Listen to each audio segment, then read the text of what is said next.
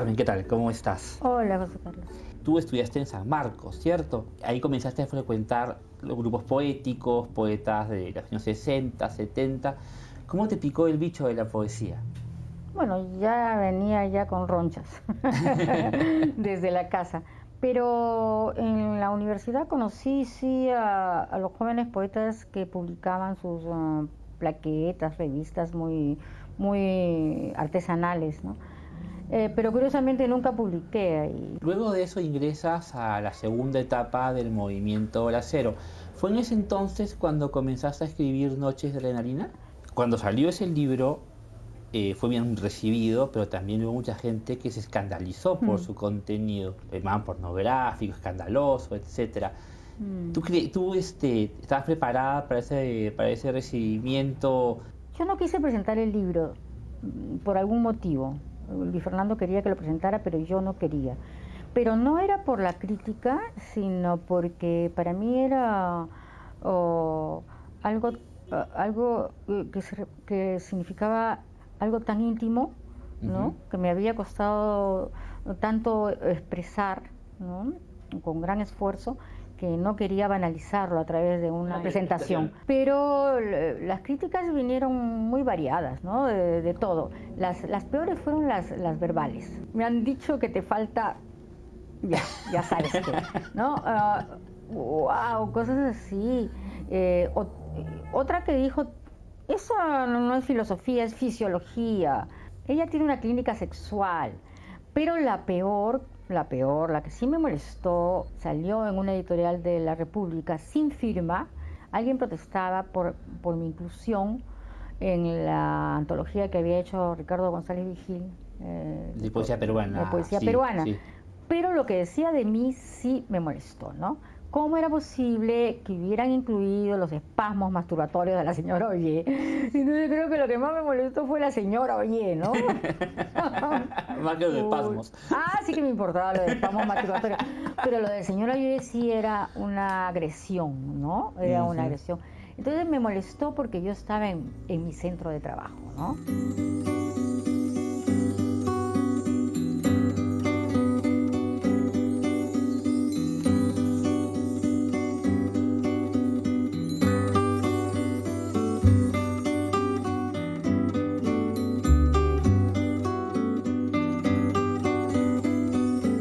Han pasado casi 40 años de la publicación de ese libro. ¿Cómo lo ves ahora? ¿Sientes que ha cambiado la realidad que cuestionabas en esos poemas o no tanto? Generalmente no pienso en eso, pero cuando me encuentro con los lectores más jóvenes, veo que sus reacciones son las mismas que hace 40 años, ¿no? Siempre dicen lo mismo, las chicas, ¿no? Ay, que si hubiera leído su libro, me dijo hace muchos años una chica, no me hubiera operado de la nariz, cosas así, ¿no? Y otra me dijo hace poco, ¿no? Ay, me hubiera gustado leer su libro antes de, no sé qué experiencia había pasado, ¿no? Bueno, ese tipo de reacciones... Bueno, pero son reacciones que significan que tus poemas calan en esa gente. Calan, ¿no? Sí, y sobre todo en las jóvenes. Los jóvenes lo leen de otra manera, ¿no? Lo leen de una manera más literaria.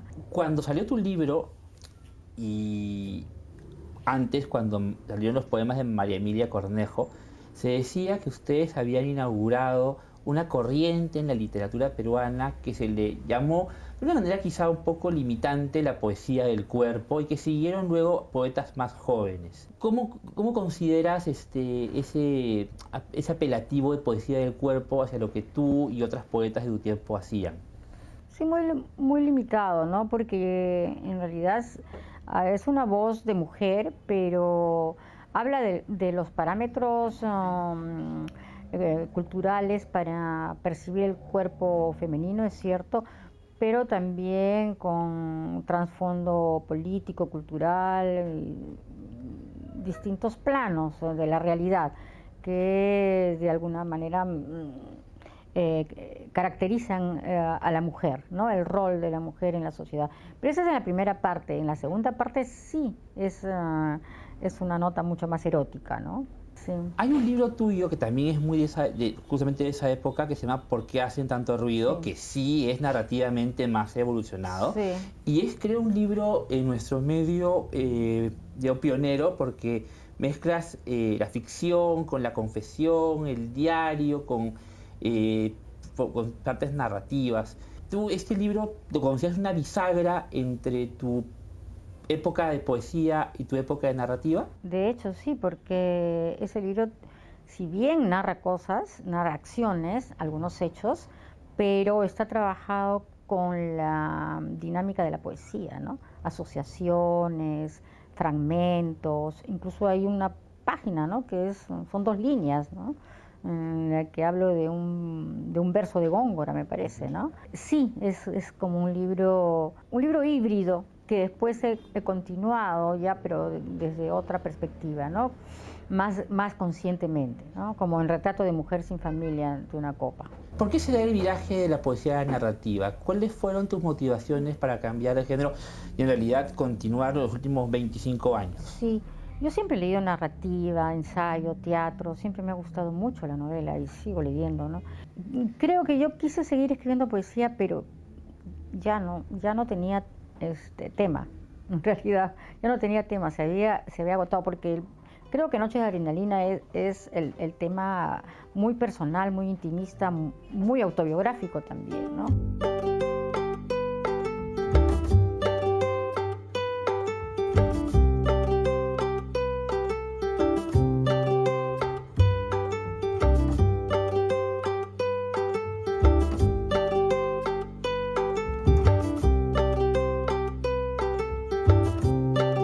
Tu primera novela, digamos novela, que es Las Locas del Deseo, Sí. llevaba a la literatura peruana un tema muy poco tratado hasta ese entonces, que era el tema de la alteridad sexual, el lesbianismo. ¿Hubo un interés transgresor de tu parte? Transgresor no tan conscientemente, pero sí me di cuenta que la alteridad sexual, o sea, esas opciones sexuales otras, ¿no? A la de heterosexualidad, las estaba planteando de una manera muy natural, desde otro punto de vista, no desde la culpa, sino desde la belleza, ¿no? Desde la belleza y la edad. Como una persona mayor, ¿no? Se atreve a enamorarse de una joven tan bella, ¿no?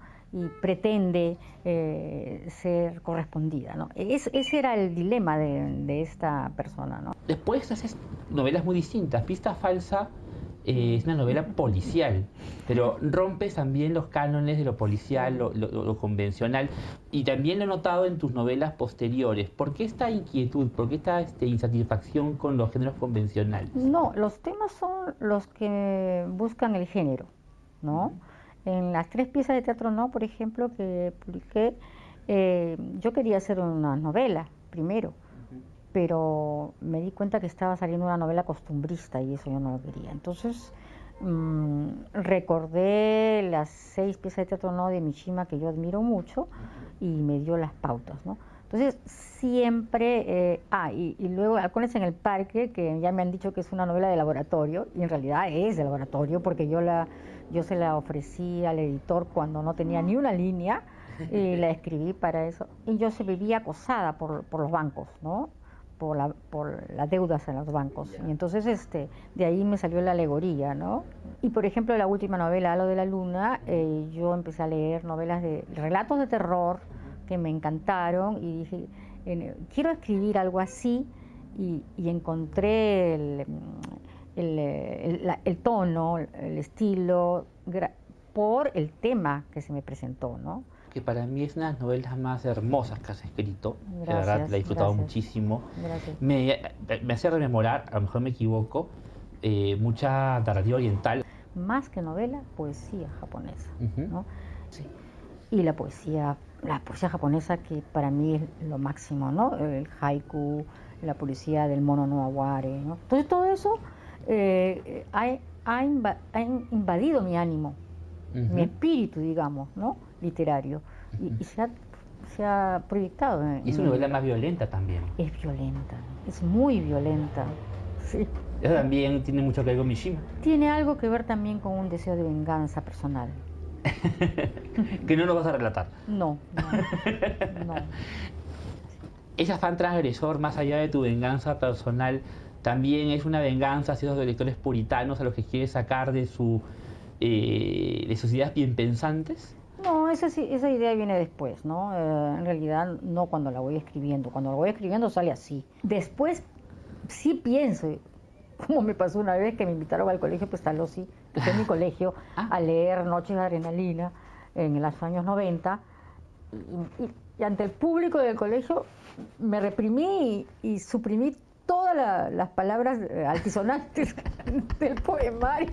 No podía leerlas y yo ya era una persona adulta, mucho mayor, pero así pasa, ¿no? Ese pudor puede venir. Entonces, después que lo he escrito dije, y ahora, pero eso es después de que ya lo he hecho y no me arrepiento por eso.